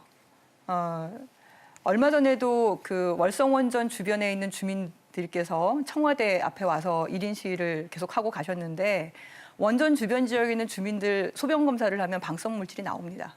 그러니까 우리들 몸에서는 검사를 해도 안 나오거든요. 예. 근데 일상적으로 방사성 물질이 나오기 때문에 관련된 암이 증가됐다는 그런 역학조사 보고서도 있습니다. 네. 안전성 문제라든가 폐기물 말고도 실제로 그런 게 있다. 그러니까 우리가 안전하고 깨끗한 에너지 정책으로 얘기할 때는 깨끗하다고 하는 거는 석탄 발전소 문제에 대한 것이고요. 네. 미세먼지와 온갖 배출가스 문제잖아요. 안전성에 대한 것은 사실 원전에 대한 얘기인 거죠. 그건 원전 사고, 핵폐기물 문제 외에도 일상적으로 나오는 방사성 물질이고요. 네. 그래서 제가 2000년에 그때 지금도 이제 기후변화 당사국 회의가 좀 있으면 있을 텐데 그때 청정 기술, 기후변화를 막는 청정 기술을 무엇으로 그 CDM 기술이라 얘기를 하는데 결정할 것이냐 해서 원전을 넣을 건지 말 건지를 한참 논쟁을 한 데가 있었습니다. 네. 2000년대 초반인데요. 그때 원전은 리프레인, 그러니까 자제한다. 네. 라고 나왔습니다. 그 이유 중에 하나가 아까 말씀드렸던 일상적인 방사능 오염도 있고 핵폐기물 문제, 원전 사고. 그래서 한 그 외신은 어떻게 사설을 썼냐면요. 우리가 청소년한테 담배가 해롭다고 해서 코카인을 권할 거냐라고 얘기를 한 겁니다. 네. 담배나 코카인이나 결국은 그 모두 다 제로를 만들어야 되는 상황이 예, 되는 거죠. 청정 에너지 전략에서 원전은 경계 대상으로 맞다. 뭐 그런 얘기네요. 어떻습니까? 사회자님께 계속해서 좀 발언권을 달라고 말씀했는데 이제서 기회를 주시네요. 계속 봅시다. 들었는데 예, 하십시오. 봅시다. 예, 송도 IPCC에서 나온 보고서에 의하면은 에너지 정책에 대해서는 언급하지는 않겠다. 하지만 그 보고서에 원자력의 역할이 필요한 걸로 나와 있습니다. 거기에 보게 되면은 적어도 이 기후변화를 막기 위해서 지금보다는 원자력 발전이 증가되는 방향으로 가야 된다라고 IPCC 보고서에 나와 있고요. 그러니까 좀 바뀐 거죠. 항상 시대 상황이 좀 바뀌게 되고 트렌드를 바꿔야 됩니다.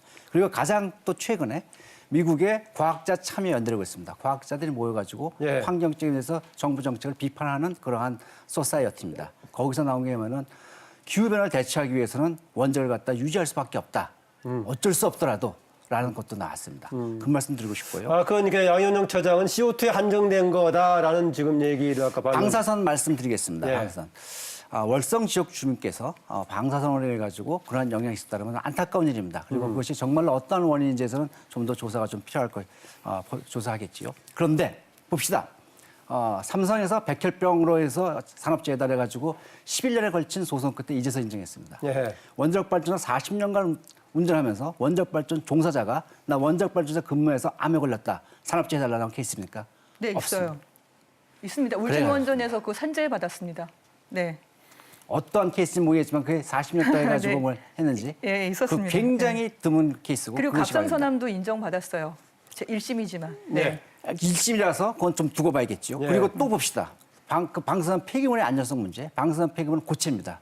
고체는 기체에 비해서 격리하기가 굉장히 쉽습니다. 격리하기 쉽고 원적 발전소의 장점은 무엇이냐면 나오는 폐기물 양이 많지 않다는 것입니다. 예. 예를 들게 되면 40년간 우리가 원적 발전소에 나오는 에너지 잘 썼습니다. 그리고 나온 고체 폐기물 양이 다 합치게 되면은 축구장의 한 10분의 1 정도의 면적을 차지하는 공간이 됩니다. 네. 100배를 한다 해도 축구장 한 10개 정도의 공간이 알겠습니다. 됩니다. 예. 그 정도 공간을 격리할 수 있는데 정치적 쟁점이 됐기 때문에 지금까지 못하는 것이 안타까울 따름입니다. 예. 그 이제 청정 에너지 차원에서 오히려 원자력이 청정 에너지에 가깝다라는 주장하는 것에 대해서 어떻게 보시느냐 그 얘기입니다. 그 청정성, 예. 환경에서의 청정성이라는 건 굉장히 다양한 측면이 있는 겁니다. 예. 지금 이제 이산화탄소 문제에 있어서는 확실하게 원자력이 우위에 우위에 있는 거는 확실한 사실이죠. 예. 그건 뭐 거부할 수가 없는 거고 이산화탄소에 의한 이산화탄소 배출에 의한 기후 변화 문제가 얼마나 심각한 것인가라는 거를 인지하는 그 방법도 굉장히 다양합니다. 예를 들어서 트럼프 대통령 같은 경우에는 그거 문제 없다라고 주장을 하고 있습니다. 그런데 우리의 경우에 과연 그런 주장을 할 수 있는 건가? 굉장히 우려스럽죠. 우리는 그렇게 강한 국력을 가지고 있는 나라도 아니고 우리 스스로 약속을 해놓은 부분도 있습니다. 2030년까지 37%를 줄이겠다고 약속을 해놓은 게 있어요. CO2 관리 전략에서 지금 고려해야 될 상황이다. 그런 그렇죠. 겁니까? 그러니까 물론 이제 그 원전에 관련돼서 그 여러 가지 문제들을 제기하고 여러 가지 문제들이 제기되고 있는 거는 사실입니다. 그 부분 하나하나 해결해야 될 사항이고 그거하고 마찬가지로 또는 네. 그거보다 더 절박한 상황으로 이산화탄소 문제도 고려해야 된다. 그러니까 안전, 청정이라는 말이 그렇게 단순하게 그 어떤 뭐 방사선 물질이라던가 네. 이 어떤 특정한 그랬을 때 사안에만 종합적으로 봤을 때 이덕환 교수님 어떤 쪽으로 판단하시냐 그 말입니다. 종합적으로 볼 적에는 굉장히 답이 어려워지는 거죠. 어려워진다. 그러니까 그거를 신중하게 사회에다가 내놓고 합의를 해야 될 사항이지. 예. 내가 관심 있는 이 문제는 이렇게 심각하니까 예, 이거는 예. 버려야 된다, 포기해야 된다 이런 주장은 어느 한쪽만을 강조해서 단정할 문제는 아니다. 그렇죠. 라고 그러니까 보군요. 이산화탄소 문제도 굉장히 심각하다는 사실을 우리 모두가 알겠습니다. 동의해야 됩니다. 잠깐 그 SNS에 들어왔던 의견 좀 소개를 해드리고 진행을 하겠습니다. 우리가 지금 유튜브 또 페이스북을 통해서 라이브 방송 같이 하고 있는데요. 들어온 의견 몇 개를 소개해드리겠습니다. 커피 트래블러님의 의견입니다. 지구상의 모든 생물은 에너지를 필요로 합니다. 되도록 영구적이고 지구 환경을 훼손하지 않는 에너지를 준비하고 개발해 나가야 하겠습니다. 라는 거고요. 의견 주신 겁니다. 임민홍님의 의견입니다. 대한민국의 미래를 결정할 에너지 정책에 국민의 뜻을 제대로 수렴해 주길 바랍니다. 과정에서 의견 수렴의 필요성을 강조해 주셨네요. 주지원님의 의견입니다. 멀리 보고 일관성 있게 탈원전 정책을 추진하되 왜 필요한지 교육과 홍보가 먼저라고 생각해요. 라는 의견입니다. 세 개를 소개해드렸는데요. 마지막 분은 탈원전 정책 필요하지만은 뭔가 국민적으로 조금 내용에 대한 이해라든가 수렴 과정은 필요하다. 그런 점을 강조를 조금 해주셨네요. 예, 이런저런 얘기를 해주셨는데 아까 종합적으로 뭐 CO2 관련 부분은 상당히 국가적인 정부 차원에서 고려를 해야 할 부분이기 때문에 에너지 정책에서도 같이 좀 고려해야 되지 않냐 이런 얘기네요. 에너지 어떻습니까? 네. 더구나 이제 그 부분을 포함한 운동을 하고 계시니까. 그렇죠. 우리나라는 단위 면적당 원전 밀집도 또 세계 1위고 석탄 발전소도 세계 1위예요. 네. 핵폐기 물량도 세계 1위고요. 원전이 23개 있는데 석탄 발전소는 61개가 있습니다. 물론 규모는 약간 더 작지만 석탄 발전소 문제도 동시에 해결을 해야 되기 때문에 훨씬 더 어려운 상황인 거죠. 이건 우리나라만 처한 상황이 아니라 다른 나라도 마찬가지입니다. 근데 어느 것으로 대체할 수 있는 것이 아니라 그나마 석탄 발전은 중간 다리로 가스 발전으로 대체하는 역할을 하고 있고 예. 그리고 한편으로 재생에너지 늘리면서 2050년 정도가 되면 재생에너지 100% 사회로 가겠다라고 얘기하는 거고요. 더 나아가서 이 전기로 내연기관차까지 다 대체하겠다는 계획들이 나오고 있는 상황이에요. 예. 왜냐하면 전체 최종 에너지에서 전기가 차지하는 비중은 20%밖에 안 되거든요. 그러니까 온실가스가 나오는 게 이 전력에서만 나오는 게 아니라 수송 그리고 난방 여기도 많이 나오지 않습니까? 근데 특히 수송이 문제가 많이 되죠. 미세먼지 문제가 있으니까 이 수송의 내연기관차를 심지어 2025년부터 판매 금지를 하거나 생산을 금지하겠다는 나라가 하나 둘씩 나오고 있는 상황이고요. 그걸 전기차로 대체하고 그 전기차를 재생에너지 100%로 가겠다. 이렇게 전 세계가 그림을 그리고 있는 상황입니다. 우리는 네. 이제 겨우 전력에서 2030년에 20% 재생에너지를 하겠다고 얘기를 하고 있는데 전 세계는 훨씬 더 빠른 속도로 네. 가고 있는 거죠. 그러니까 제가 20년, 30년이 뒤졌다고 얘기를 하는 가장 큰 이유 중에 하나가 그동안에 우리는 원전과 석탄 둘 다를 진행시키는 정책을 가져왔던 거거든요. 네. 근데 원전이 석탄을 대체할 수도 또 석탄이 원전을 대체할 수도 없는 거고 이거를 가스와 알겠습니다. 재생에너지로 예. 가는 게 방향이라고 생각하는 예, 겁니다. CO2 관련 부분이 특히 수송 관련해서 이제 전기차 등이 계속 권장되고 있는 것이니까 전기 문제를 비중 있게 생각해야 된다라는 얘기를 하고 있습니다. 아까 그 국민의 이해 또 의견 수렴 과정 얘기를 했었는데요. 최근에 이제 대만에서 이제 국민 투표 과정에서 이게 다시 한번 뒤바꿔지면서 우리의 일부에서도 혹시 필요성이 있지 않느냐라는 얘기인데 대만 사례하고 국제적인 흐름 이것을 둘러싼 각 나라에서 정책 결정 과정 어떻게 진행이 되고 있습니까? 그 대만 사정이 지금 우리가 굉장히 주의 깊게 주목해야 될 상황이라고 봅니다. 네. 대만도 우리하고 뭐 에너지 그 상황 면에서는 상당히 비슷하죠. 자체적으로 가지고 있는 에너지원은 없고 예. 대만은 원전 기술도 없습니다. 원전을 지금 가동하고 있는 것도 전부 다른 나라에서 지어준 원전이죠. 근데 거기도 후쿠시마 사고 이후에 우리처럼 그 굉장히 긴장을 했고 그 탈원전 정책을 시작을 했습니다. 그런데 너무 빨리 갔죠. 그 대만의 그 현실보다 너무 빨리 가가지고 지난 여름에 아주 큰 어려움을 겪었습니다. 그러면서 이제 현실이라는 것은 대체 대한 에너지가 그렇죠. 준비가 안 됐다는 얘기입니까? 예. 그래서 그 지금 그 국민 투표를 통해서 그 문제를 지금 결국은 탈원전을 하게 될지 뭐 원전을 계속하게 될지는 아직 결정이 된 게 아니고 네. 우선은 그 지금까지 추진해왔던 굉장히 성급했던 탈원전에서는 제동이 걸린 상태죠. 예. 우리도 그런 면을 좀 신중하게 그런 대만의 그런 경험을 신중하게 그 참고해 볼 필요가 있다고 생각합니다. 네, 대만의 최근의 결정과 지금 국제적인 흐름 어떤 상황으로 지금 되게 갈등이 정리가 되고 있고 변화되고 있는 것 흐름을 지금 짚어보겠습니다. 네, 먼저 저 사실관계는 좀 바로 잡아야 될 것 같은데요. 대만은 국민 투표가 정책 투표입니다. 그래서 국민들의 1.5%만 이렇게 신청을 하게 되면 아주 작은 숫자죠.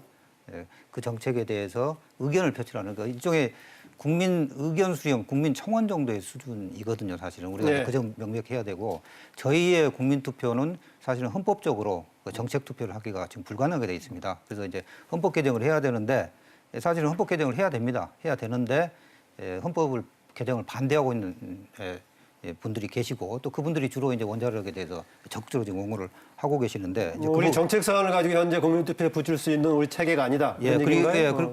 그 점을 제가 말씀드리고 그러니까 대만에서 이번에 투표를 한 게 정부의 탈핵 결정에 대해서 국민들이 결정한 게 아닙니다. 사실은 이번에 나온 것은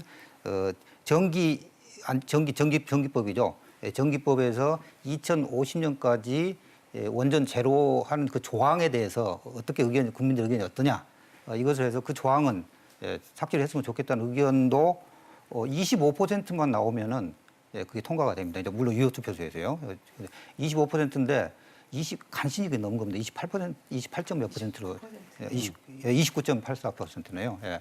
그러니까 실질적으로 삭제한다는 것에 대해서도 대만인들이 다 동의를 하느냐는 저는 굉장히 확대 해석이라고 보고, 저는 오히려 이번 선거 과정에서 제가 더 주시를 했던 부분은 10개 문항이었거든요. 10개 문항에서 7번째하고 8번째가 사실 석탄 활용에 관한 첫 번째, 두 번째. 예. 첫 번째, 두 번째가 예, 예. 저는 예, 예. 7번 알고 있었습니다만은, 예. 그 석탄을 매년 1%씩 줄이겠다는 문항하고, 예, 석탄 화력 발전을 추가로 건설하거나 확장시키는 데서 어떤 의견이냐, 두 개 다 굉장히 높은 수치로, 훨씬 높은 수치로 반대를 했습니다. 여러 가지 사항을 종합해서 봐야 된다 그 얘기네요. 그러니까 국민들의 그러니까 의사. 대만은 현재 석탄이 46.6%예요. 원자력은 8%가 조금 넘는 8.3. 수준입니다. 8.3%입니다. 그러니까 그 대만인들이 탈석탄을 선택했다는. 현재 우리나라는 아까 몇 %죠 지금 비중이? 원전이요? 예. 원전 한 20% 정도로 줄었죠. 예. 그러니까 얘기 좀 마무리하시고. 지금 대만의 이번 국민투표의 성격을 저희들이 정확히 예. 이해를 해야 되고, 그다음에 실질적으로 대만인들이 선택했던 초점이 무엇인가, 우리가 그걸 받아들여야지. 예. 그 전기사업법에 있는 조항을 투표를 한 걸 가지고 마치 대만에서 탈핵 결정이 내려진 것처럼 이렇게 하는 것은 굉장히 좀 무리한 해석이고, 실제 지금 대만의 원전 1호기에 대한 폐로 절차가 이미 들어갔습니다, 지금. 저기 예, 보도를 보셨잖아요. 얘기해도 됩니까? 네, 하십시오. 하도 말씀을 계속 하셨어. 첫 번째는요. 이번 대만의 국민투표 결과가 대만 국민 전체의 의견이라고 보기는 어렵다라고 말씀하셨습니다. 그럼 우리나라의 지금 에너지 전환 정책에 있어가지고 원전 제로하겠다는 것이 우리 국민 전체의 의견인가라고 저는 예. 묻습니다. 추진 방식에서 어떤 차이가 있느냐 그 얘기네요. 아니 국민의 의사를 100% 반영 안 했다고 지금 국민투표마저도 말씀하시니까, 그렇다면 우리는 국민투표도 안 하고 뭐 여론조사 몇 번 뭐 이런 거 여기저기서 한 건데 이거 갖고 하는 것이 과연 그런 국민의 총의가 다 담긴 것이냐라는 질문을 드리고 싶고요. 네. 그다음에 전기사업법 95조 1항을 갖다가 제거한 거에 불과하다 말씀하셨는데, 전기사업법 95조 1항이 바로 탈원전을 상징하는 바로 그 조항이거든요. 바로 그 조항 하나가 탈원전을 하겠다는 정부의 의지를 담아서 법제화한 거거든요. 네. 그렇기 때문에 그걸 삭제하자는 것이 의미가 있는 것입니다. 그리고 대만이 이렇게 나선 거는, 대만은 사실은 재생에너지를 하면서 풍력에 많이 기댔어요. 더군다나 섬나라고 그러니까 해상 풍력이 좋다 해서. 근데 해상 풍력이 생각보다 그렇게 싸지지 않는 거예요. 대만하고 우리나라 그 에너지 환경에서 유사하거나 차이점 어떤 것이 있습니까? 에너지 수입국으로서 네. 굉장히 유사하죠. 근데 우리보다 대만은 훨씬 불리합니다. 우리는 원전 기술 공급국입니다. 거기는 원전 수입국이고요. 네. 그리고 뭐 부산이 고리원전에서 가깝다라는데 31.5km 떨어졌습니다. 대만은요, 거기 있는 그 가오슝 원전이 22km 직선거에 떨어져 있어요. 차로 가도 31km입니다. 그리고 그 타이페이시에서요. 네. 지진도 많습니다. 그럼에도 불구하고 대만 국민들이 지난 한 2년간 진행을 걸 보니까 이거 전기가 필수품인데 이거 이 상태로 가서는 안 되겠다. 예. 그러한 기류가 형성된 것입니다. 네. 제가 이제 아까 말씀 처음 하셨으니까 예, 제가 하시고요. 되죠. 하시고 하십시오. 그러니까 전문가분들께서 정확한 정보를 전달해 주시는 역할을 좀 했으면 좋겠다고 아까도 말씀을 드렸는데요. 작년 여름에 대만의 정전권은 원전 때문이 아니라 한 곳에 몰려 있는 가스발전소가 6개가 한 곳에 몰려 있는데 인적 실수죠.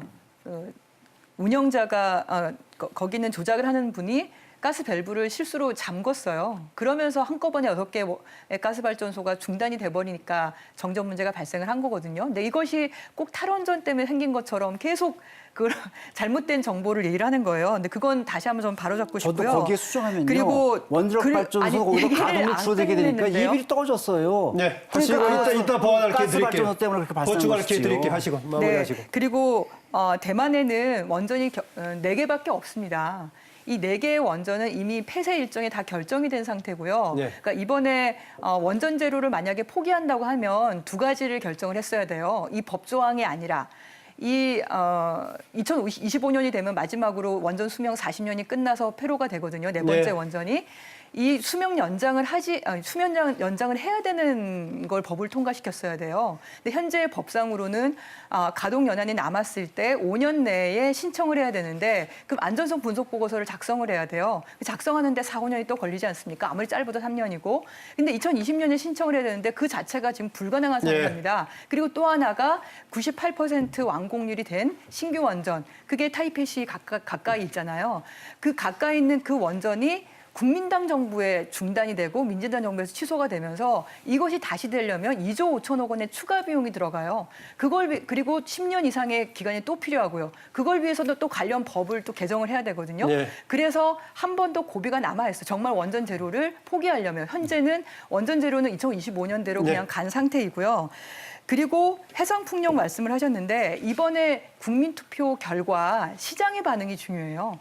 국민투표 결과 재생에너지 주가가 올랐어요. 근데 대만만 오른 게 아니고요. 주변 국가, 특히 우리나라의 재생에너지 관련한 주가가 올랐어요. 우리나라가 에너지 전환 정책을 하더라도 너무 속도가 느려가지고 재생에너지 주가가 별로 안 올랐거든요.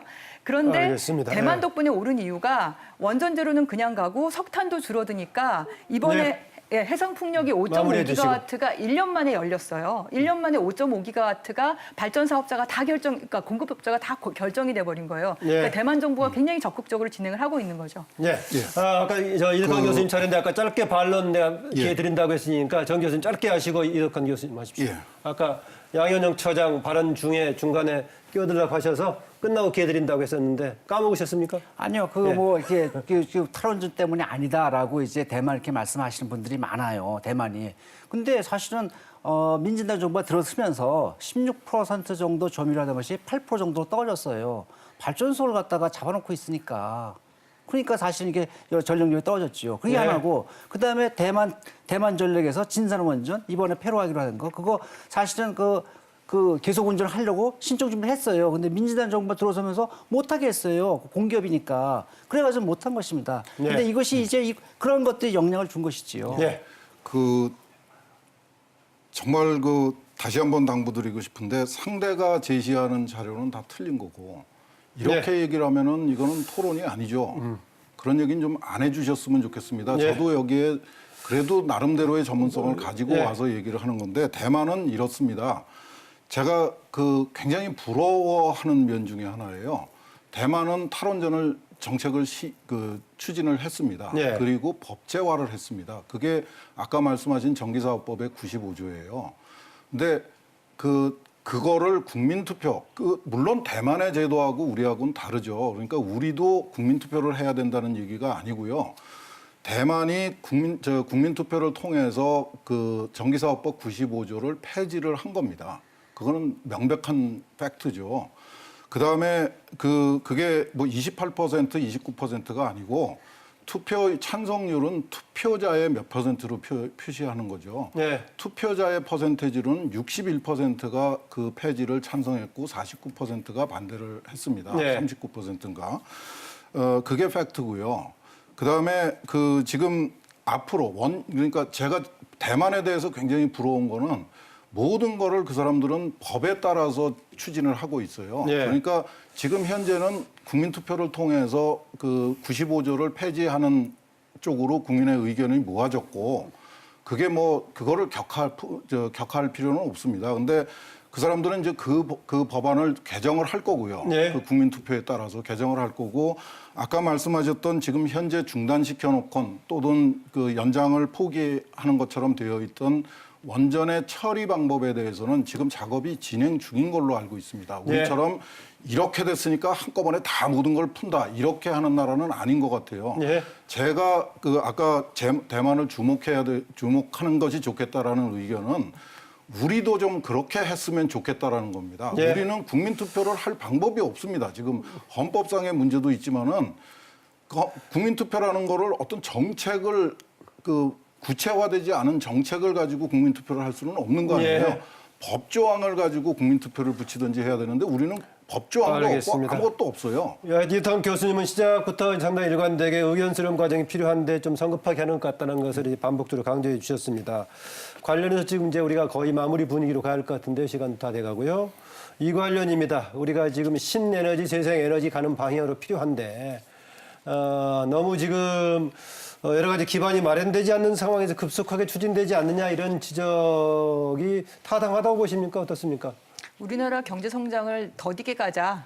우리가 여전히 가난하게 있자. 이 얘기랑 같은 얘기죠. 예. 이미 우리나라 에너지 전환은 전 세계적으로 20, 30년이 뒤졌습니다. OECD 국가를 예. 봐도 그렇고요. 전 세계적인 심지어 개발도상국하고 비교를 해봐도 지금도 늦다라는 우리나라는 얘기네요. 한참 뒤진 상태고요. 예. 그리고 그동안 원전과 석탄에 대한 R&D 자금부터 해서 행정적인 특혜나 모든 것이 그쪽으로 시스템이 되어 있었기 때문에 예. 말씀하신 것처럼 그 시스템이 변화하는데 시간이 걸리긴 걸립니다. 예. 그래서 지금의 에너지 전환 정책이 현재 정부는 이렇게 늦을 수밖에 없는 겁니다. 예, 그래서 바로 이런 문제를 포함해서 지금 앞으로 우리 에너지 정책에서 조금 뭔가 이것 좀 주목해줬으면은 정부가 정책의 주로 중심이 되는 것이니까 이거는 좀 염두에 두고 조금 반영했으면 하는 것을 더불어서요.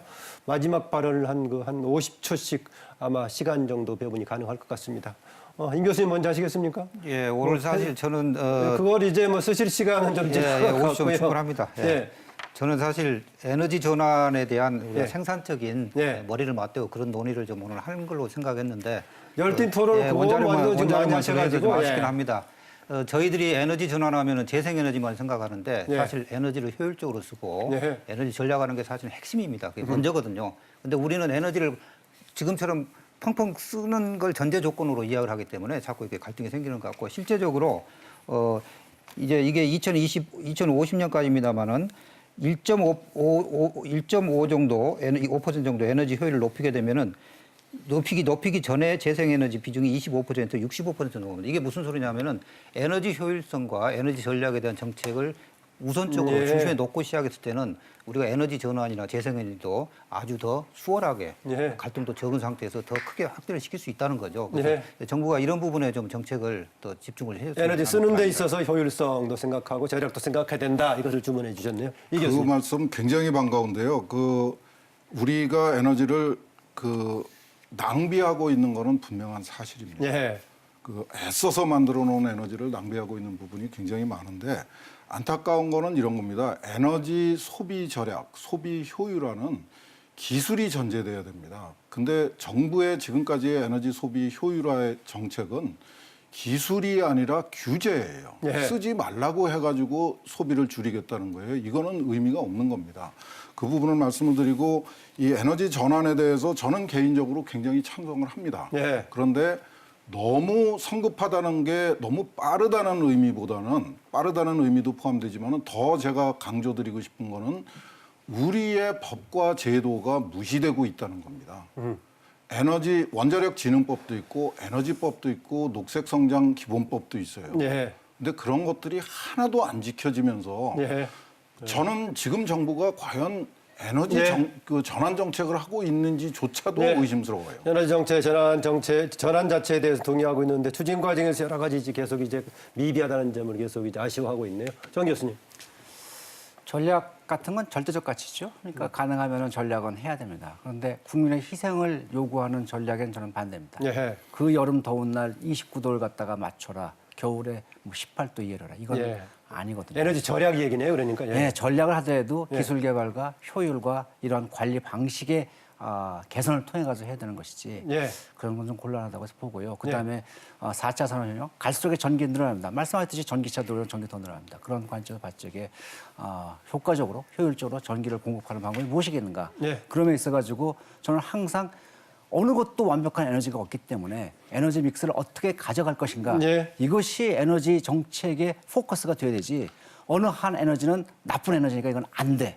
이거는 좋은 거니까 무조건 일로 가야 예. 돼. 이런 거는 저는 아니라고 보고요. 안전에 대해서도 말씀을 드리게 되면 안전 역시 절대적 가치지만은 안전에도 합리적인 추가 필요하다고 저는 봅니다. 네. 양현영 차장 짧게 추가하고 마무리하겠습니다. 원전에 대해서 이제 시장 자본주의가 발달한 나라에서 뭐라고 얘기를 하냐면요.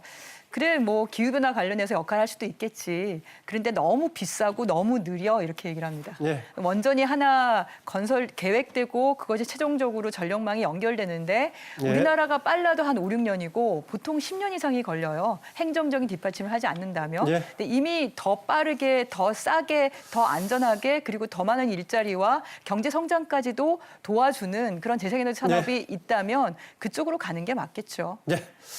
예, 지금까지 에너지 전환 정책과 관련한 얘기를 네 분과 나눴는데요. 네 분 수고하셨습니다. 네, 감사합니다. 예, 지난해 7월에 에너지 전환 정책이 본격적으로 추진이 되면서 찬반 논란 지금까지 지속이 되고 있습니다. 오늘 토론에서 보셨지만요. 쟁점이 첨예하게 대립하다 보면은 간혹 반대를 위한 반대를 하는 경우도 있는데 에너지 전환 정책, 국가의 현재와 미래 모두에 영향을 미치는 아주 중요한 이슈입니다. 부디 다양한 의견에 대해서 열린 자세로 서로 논의하고 합리적인 해법을 찾아 나가야겠습니다. 오늘 토론 여기서 마치겠습니다. 시청해 주셔서 감사합니다.